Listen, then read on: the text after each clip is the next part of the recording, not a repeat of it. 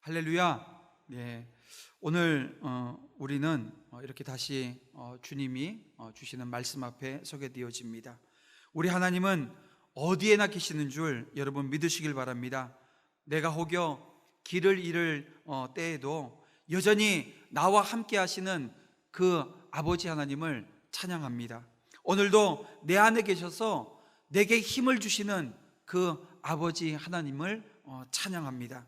이렇게 찬양하며 여러분 감사의 자리로 나아갈 때 아버지 하나님의 성품을 닮아갈 수 있게 되는 겁니다.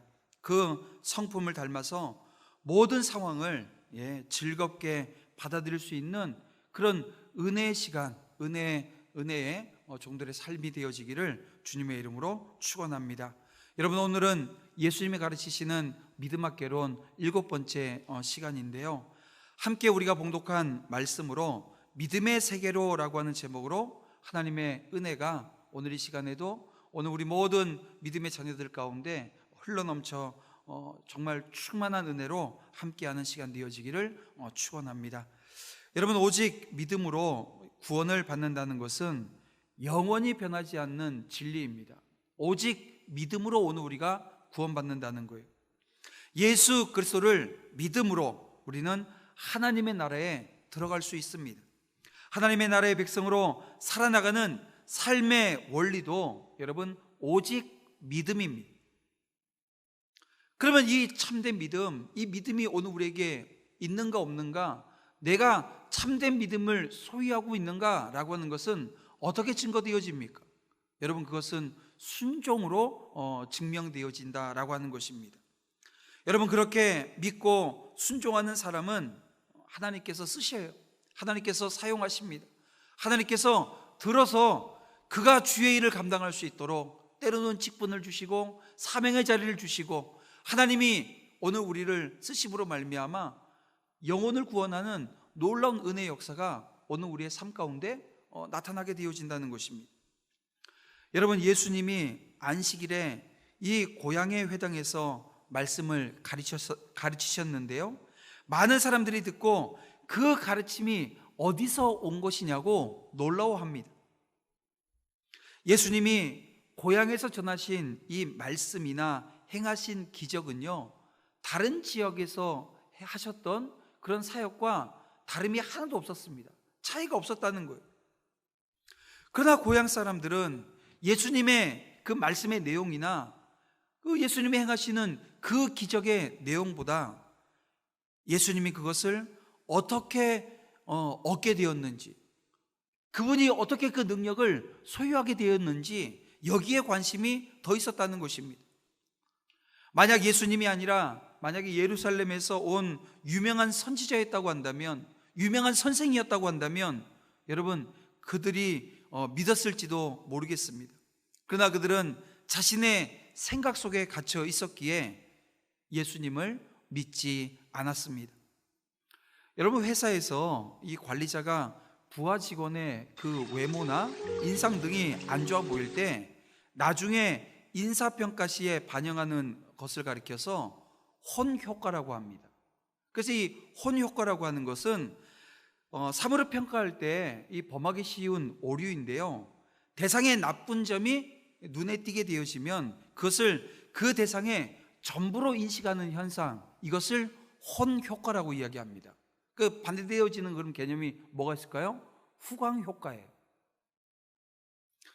우리는 인생을 살면서 첫인상으로 사람을 판단하거나 아니면 그 사람의 가게, 그 집안을 보면서 판단하는 경우들이 참 많습니다. 그런데 이런 것은 잘못된 판단의 근거가 되기도 한다는 사실입니다. 여러분, 우리 하나님께서는 사람을 외모로 취하지 않으십니다. 오늘 우리는 그 하나님을 닮아서 오늘 우리의 사람의 중심을 보시는 그 하나님을 닮아서 오늘 우리의 삶에 그런 오류가 발생하는 일이 없어야 하는데요, 오늘 본문이 사람이 중심을 보지 못하고 외모와 그 사람의 출신 배경을 보고 판단함으로 오는 그런 불행을 우리가 보게 되어집니다. 여러분, 그랬습니다. 예수님의 고향 사람들은 예수님을 마리아의 아들 몫으로, 또 야고보와 요셉과 유다와 시몬의 형제로만 알고 어떻게 했습니까? 배척했다는 거예요. 여러분, 하나님의 나라에서 중요한 것은 예수님이 누구신가 아는 믿음입니다.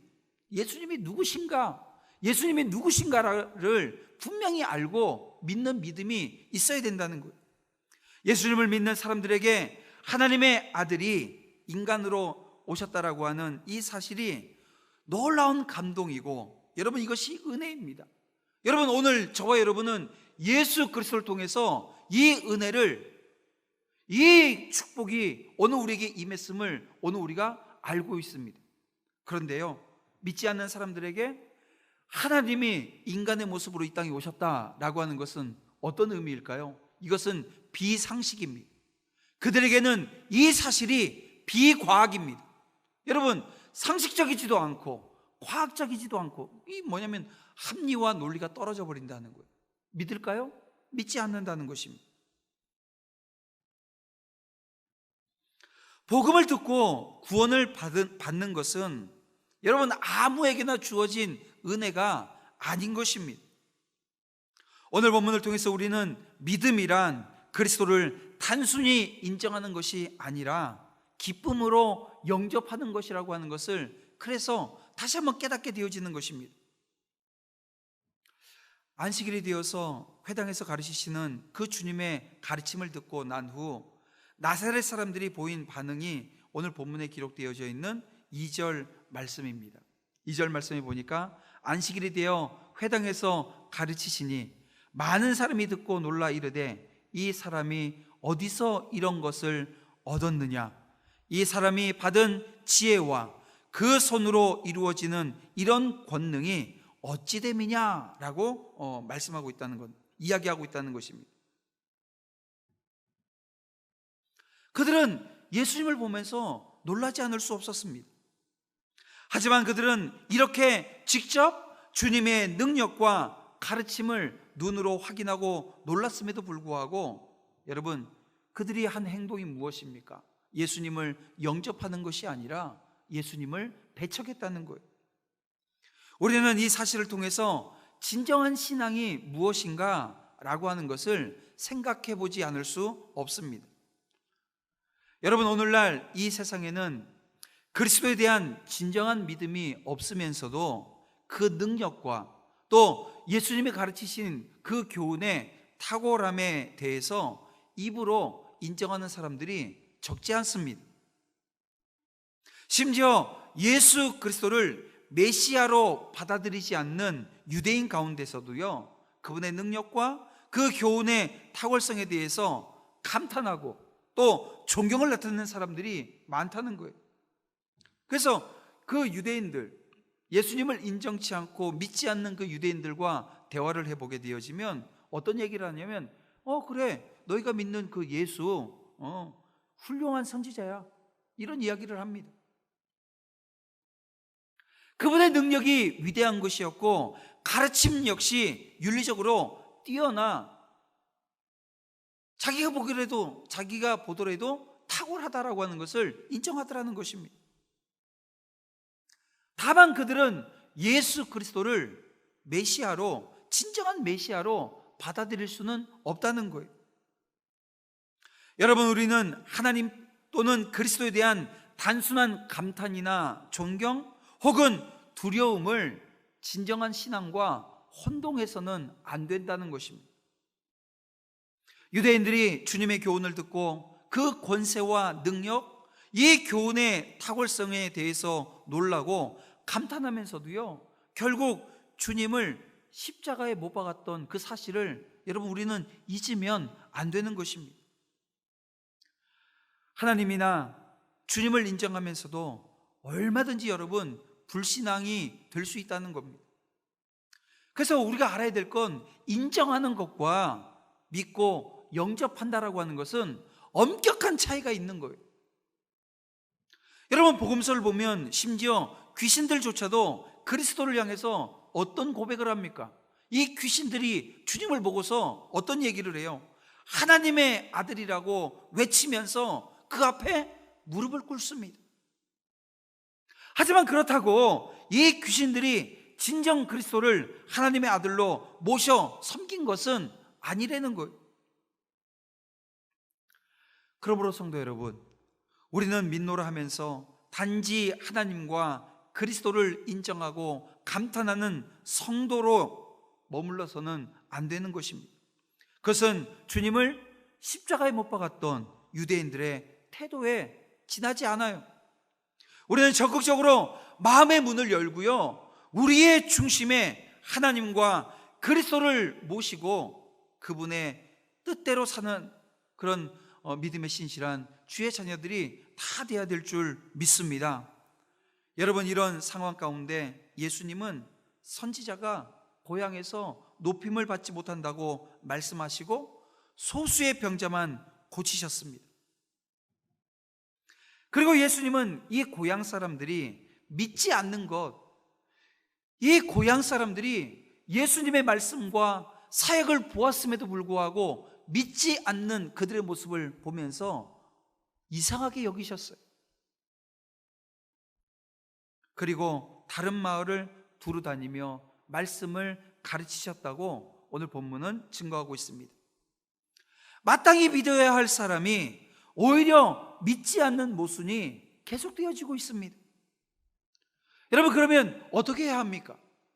그렇습니다. 신앙적인 고정관념을 깨야 오늘 우리가 성숙한 신앙으로 나아갈 수 있다는 것입니다. 오늘 우리가 가지고 있는 이 고정관념, 이걸 깨지 않으면 오늘 우리는 더 나은 신앙, 성숙한 신앙, 하나님이 원하시는 그 신앙의 자리에 설 수 없다는 것을 알게 되어진다는 겁니다. 여러분, 4절 말씀을 보시기 바랍니다. 4절 말씀을 보게 되어지면 예수께서 그들에게 이르시되 선지자가 자기 고향과 자기 친척과 자기 집 외에는 존경을 받지 못함이 없느니라, 이렇게 말씀하십니다.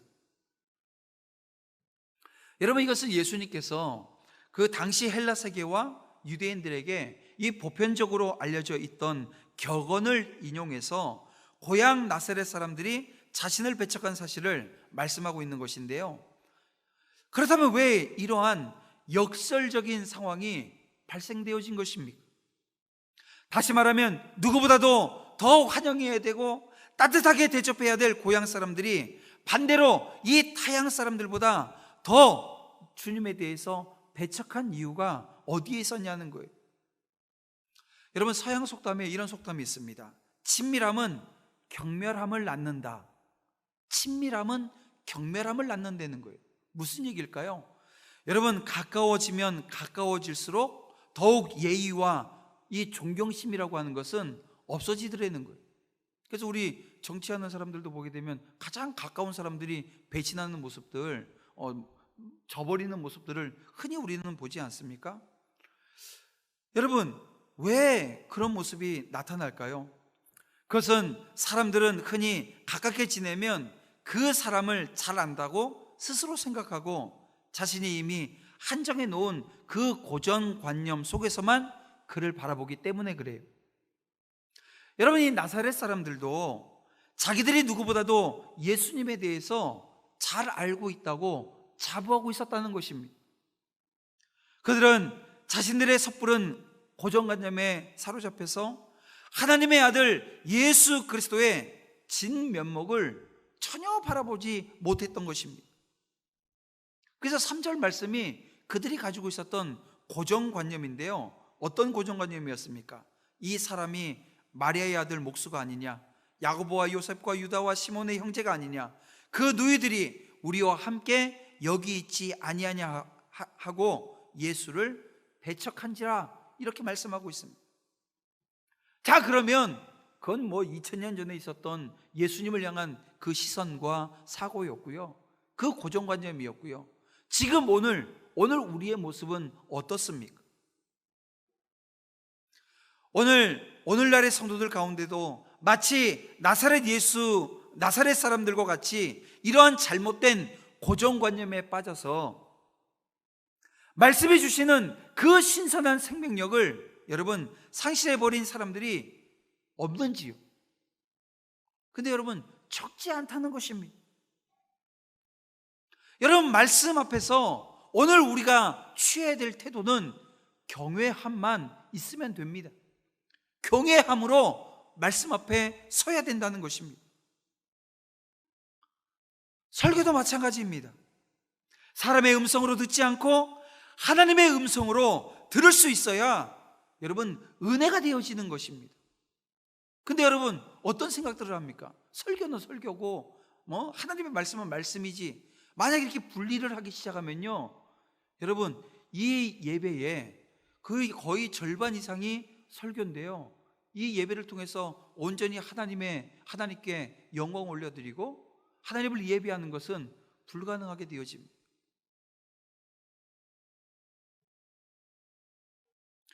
내가 가진 지식으로 말씀을 평가하고 내가 가진 지식으로 말씀을 해석하려고 하고, 여러분 여기서부터 오류가 생기고 오늘 우리의 믿음이 이상하게 변질되어지는, 그러지 않았는데 이상하게 되어지는 모습으로 가게 되어진다는 것입니다. 그래서 여러분, 우리는 섣부른 지식에서 비롯되는 잘못된 신앙적 고정관념에 빠지지 않도록 항상 주의해야 합니다. 특히 이 신앙의 연륜이 오래되면 오래될수록 이 나사렛 사람들이 저질렀던 이 실수, 이 잘못을 이게 저지르기가 참 쉽습니다. 지금 이 고정관념이라고 하는 건 이 오랜 시간 동안 형성되어진 거거든요. 오늘 우리가 신앙생활을 오래 하면 오래 할수록 이 나사렛 사람들이 범했던 이 실수, 오류를 범하기가 참 쉬워집니다. 어떻게 해야 될까요? 깨어 있어야 합니다. 창조적 파괴 외에는 발전도 없다라고 말했던 경제학자 슌페터의 이 말을 오늘 우리가 이 믿음에도 적용을 시킬 수 있을 것 같습니다. 우리의 믿음 역시 말씀과 신앙에 대한 고정관념을 깨지 않으면 여러분 더욱 크고 넓은 신앙의 세계로 나아갈 수 없다는 것입니다. 따라서 성도 여러분께서는 날꼭 잘못된 고정관념의 노예가 되지 말고 언제나 새로운 마음으로 하나님의 말씀을 대할 준비를 하셔야 됩니다. 그리고 날마다 새롭게 주시는 하나님의 은혜를 체험하는 복된 믿음의 신실한 주의 자녀들이 되시기를 주님의 이름으로 축원합니다. 그래야 이 믿음의 성장이라고 하는 것이 오게 되어지는 것입니다. 그랬던 것입니다. 예수님의 고향 사람들은 예수님을 잘 안다라고 하는 착각 때문에 오히려 예수님을 믿지 못했습니다. 눈에 보이는 것이 전부라고 생각하면 여러분 예수님을 믿을 수 없는 것입니다. 내가 아는 것이 전부라고 생각했어도 똑같은 자리로 가게 되어집니다. 하나님의 나라는 자신의 상식과 지식과 이 기준을 뛰어넘습니다. 그래서 우리는 어떻게 됩니까? 하나님의 나라, 이 복음 앞에서는 내가 가지고 있는 상식, 내가 가지고 있는 기준 내려놔야 되는 거예요. 그것을 내려놓고 예수님을 믿는 사람들이 되어져야 된다는 것입니다.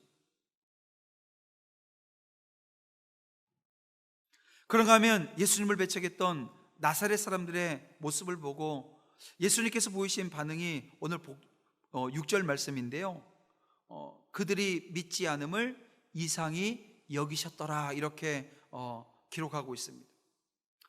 여러분, 일반적으로 교회가 성도들이 가장 많은 이야기를 하면서 실천하지 못하는 그것이 무엇이 있겠습니까? 한번 생각해 보세요. 내가 내 입에서 참 많은 얘기들이 있음에도 불구하고 내가 실천하지 못하는 그런 신앙적인 모습이 어떤 것이 있는가? 우리는 기도하십시다 많이 이야기하지만 또 기도도 하는 것만큼 못하고, 사랑합시다 라고 하는 것이 때로는 구호가 되어져 버린 모습들도 있습니다. 그런데 가장 많이 이야기하는 것 뭡니까? 복음 전파입니다. 복음 증거입니다. 영혼 구원해야 된다라고 하는 이 복음 증거에 대해서 참 많이 이야기를 합니다. 근데 여러분 생각해 보세요. 한번 자기를 한번 돌아보세요. 1년에 내가 몇 명에게 복음을 증거하고 있는가? 내가 얼만큼 복음 앞에 서 있는가?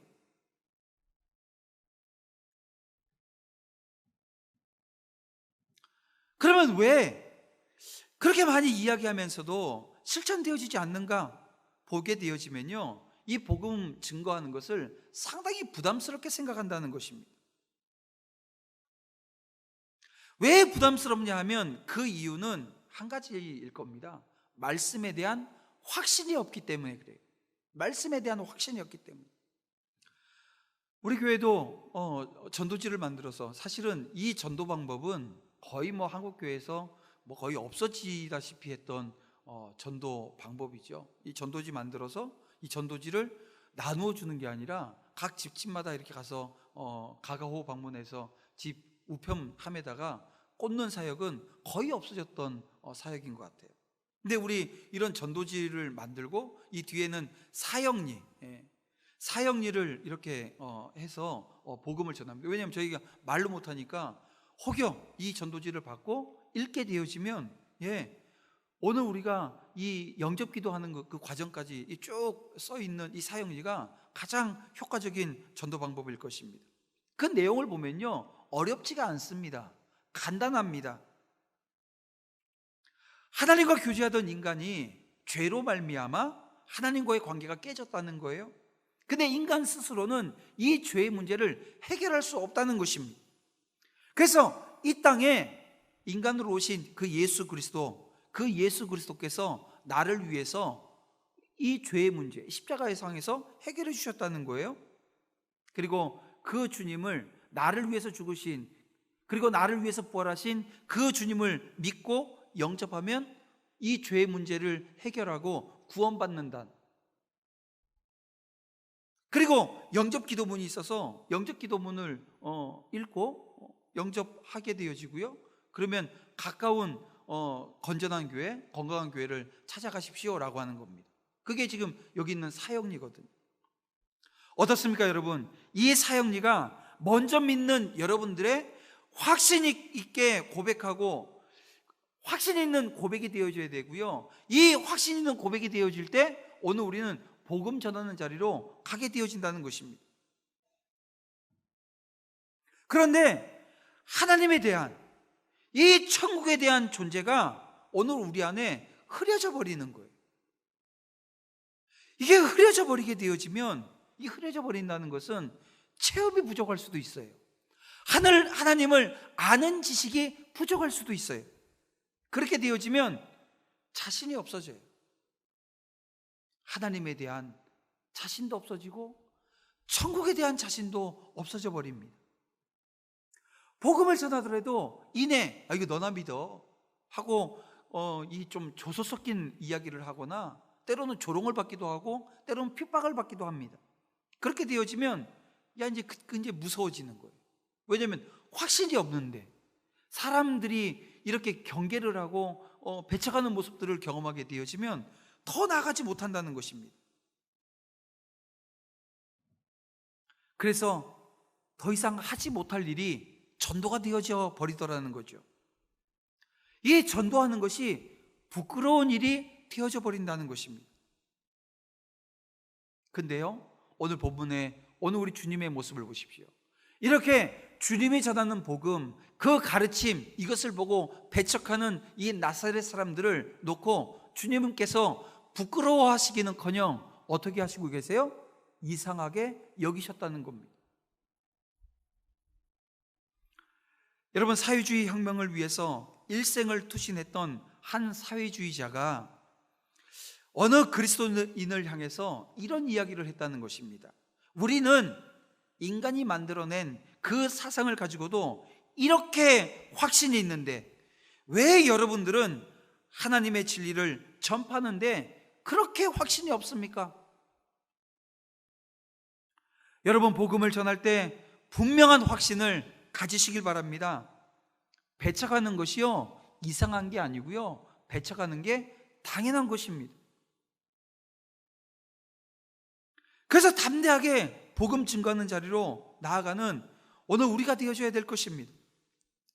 그런가 하면 예수님의 이름이 온 이스라엘에 드러나게 되어진 결정적인 계기가 오늘 본문에 기록되어져 있는데요, 우리가 읽진 않았지만 우리가 6장 14절 말씀은 이렇게 시작하고 있습니다. 이에 예수님의 이름이 드러난지라, 이렇게 14절에 나오거든요. 여러분, 이 말씀으로 보아서 7절 이하의 12제자의 파송 사건이 이제 예수님의 이름이 전체 이스라엘에게 나타나고 증거되어지며 하게 되어지는 그 과정이 되어졌다는 것입니다. 예수님은 그동안 자신의 이름을 공개적으로 알려지는 것을 금하셨습니다. 그래서 기적으로 병자를 고치시더라도 이거 함부하라, 이거 가서 어디 가서 소문내지 마라, 이렇게 말씀하셨는데요, 이제 예수님께서 이 12제자를 파송하심으로 말미암아 이스라엘이 예수님에 대해서 알게 되어집니다. 그러나 정작 이 12제자를 보십시오. 이 12제자가 아직도 여전히 충분히 여러분 훈련받지 못했고 십자가를 알지도 못했습니다. 예수님을 향해서 저마다 헛된 기대를 지금 하고 있어요. 예수님을 향해서 헛된 기대를 하고 있었습니다. 예수님이 왕이 되어지면 자기는 오른쪽에 앉아야 되겠다, 왼편에 서야 되겠다, 그 주님이 나를 중용해 주시면 좋겠다. 여러분, 그런 오해들과 자기 기준과 자기 판단으로 예수님을 바라보는 그 제자들이었다는 것입니다.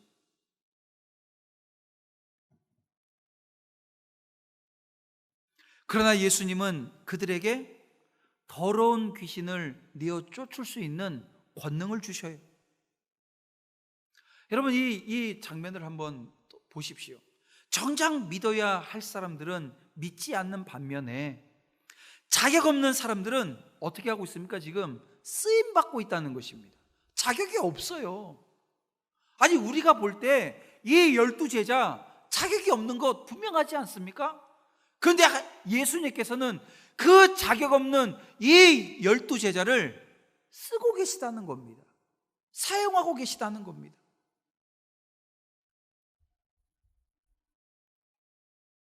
(1등이) 꼴찌가 되어지고 꼴찌가 1등이 되는 그 나라가 하나님의 나라라고 하는 것을 우리가 알게 되어집니다.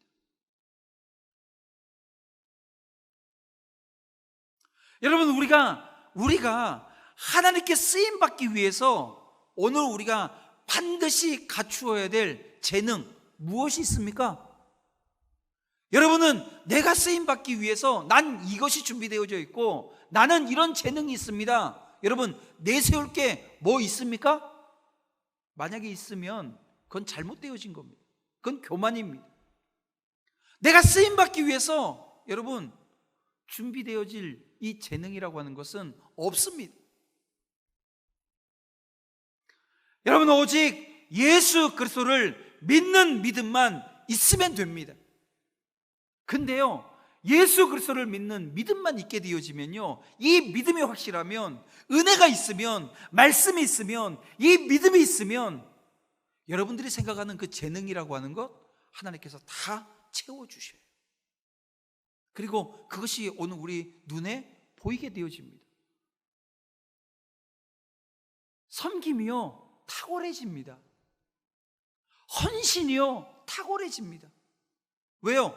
내가 하는 것이 아니라 주님이 주시는 힘과 주님의 권능으로 하기에 여러분 놀라운 역사가 일어난다는 거예요.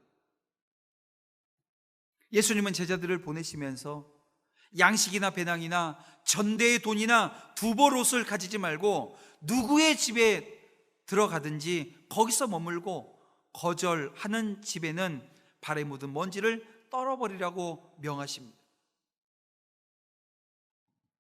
그런데 이 명령은 오늘 우리의 관점에서 보게 되어지면 다소 의아한 점이 없지 않습니다. 왜냐하면 주님의 명령은 제자들을 전도 여행이 아니라 어떻게 보면 극기 훈련 보내시는 것 같아요.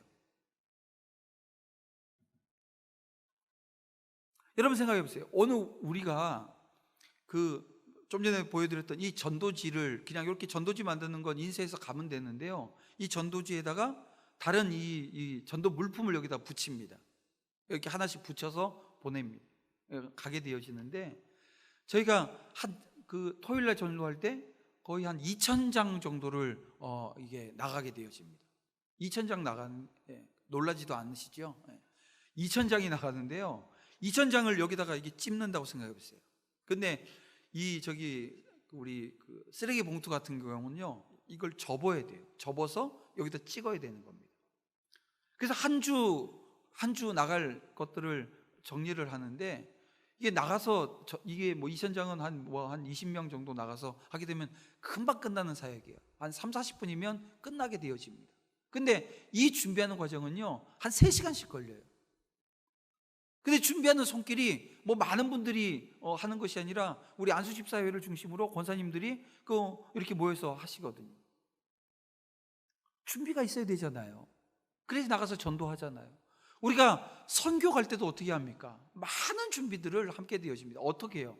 한 2달 이상 시간을 놓고 가서 해야 될 많은 사역들에 대한 것들을 준비하게 되어집니다. 그러면 지금 오늘 본문에 예수님께서 그런 준비가 있어야 되고 많은 물품들이 있어야 됨에도 불구하고 이 제자들을 어떻게 극기 훈련시키듯이 그렇게 지금 아니면 골탕 먹이시기 위해서 지금 이렇게 말씀하는 걸까요? 아니라는 것입니다. 여러분, 주님이 지금 명령하시는 이 명령은 이 천국 복음을 증거하면서 오직 뭘 의지하라는 겁니까? 하나님의 능력을 의지하라는 거예요. 여러분, 복음을 전하면서 선교하면서 하나님의 능력 의지하지 않고 할 수 있어요, 없어요? 있어요, 없어요? 없어야 되는데 있잖아요. 많은 헌금으로 많은 물건 사서, 이게 물량주의입니다. 똑같은 그 재정이 들어가고 똑같은 물량을 가지고 하더라도요, 그 중심이 이 물건, 이 물질을 의지하느냐 아니면 하나님의 능력을 의지하느냐라고 하는 것은 여러분 천지 차이가 나요. 천지 차이가 아니라 빵점과 100점의 차이일 겁니다.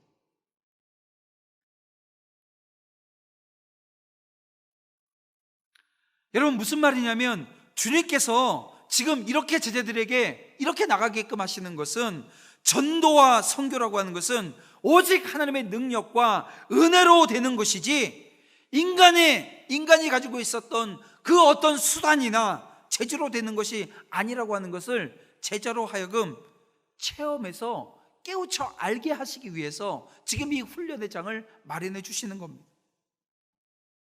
그렇습니다, 여러분. 하나님의 말씀을 증거하고 천국 복음을 증거해서 하나님의 나라를 확정하는 일은 여러분 인간의 수단이나 이 땅에 그 무엇으로 이루어질 수 있는 것이 아니라는 것입니다. 그것은 오직 하나님께서 주시는 능력과 은혜로 이루어지는 것임을 여러분 믿으시길 바랍니다. 왜냐하면 이 하나님의 나라는 이 땅에 속한 것이 아니기 때문에 그래요. 그러므로 성도 여러분, 여러분은 복음 증거에 있어서 어떤 인간적인 수단을 의지하지 마시길 바랍니다. 하나님의 나라의 그 확장되어지는 과정은요, 하나님의 힘으로, 하나님의 권능으로 되어지는 것입니다. 하나님을 전적으로 의뢰하는 공동체를 통해서 하나님께서는 일하시는 겁니다. 상식적으로 이해할 수 없는 명령이지만 여러분, 제자들이 어떻게 했다고요? 순종했습니다.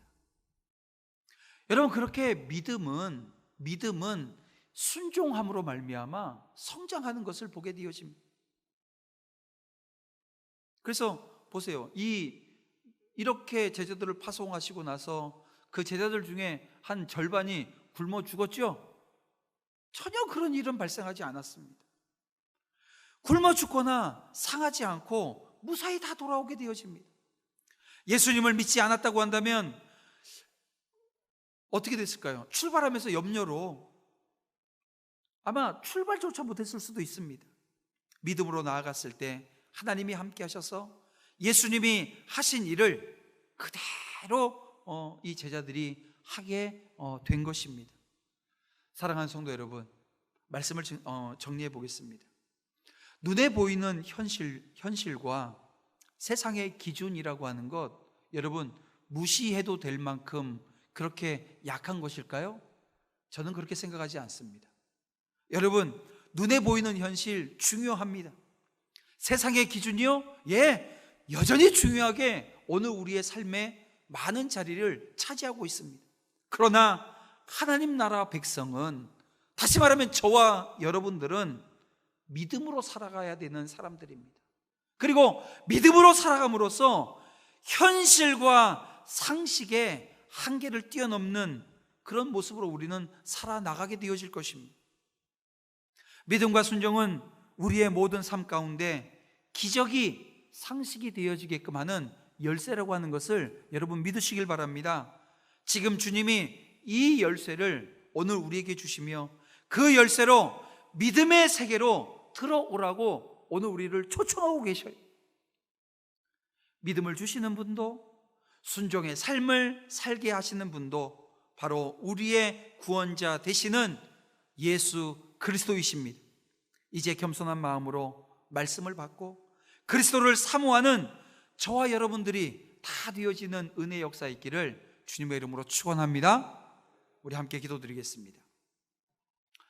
사랑과 은혜가 풍성하신 아버지 하나님, 감사합니다. 이 시간 은혜를 누리는 자들과 배쳐가는 자들의 모습을 보게 되어집니다. 잘못된 편견으로 영원한 생명을 얻을 기회를 잃은 자들을 보면서 말씀을 주신 하나님께 감사 영광 올려드립니다. 이 시간 자신의 지식과 경험을 내려놓고 마음을 부드럽게 기경하기를 원합니다. 하나님, 그래서 주님이 주시는 영적인 복을 누릴 수 있도록 인도해 주시옵소서. 또한 현실에 그리고 그 상식의 그 한계를 뛰어넘어 생명 살리는 복음 증거자들이 다 되어줄 수 있도록 역사해 주시옵소서. 이제 시작된 한 주간 말씀 앞에서 복음을 누리는 그런 자들로 살게 하실 주님의 인도하심을 기대하오며 예수님의 이름으로 기도드립니다. 아멘.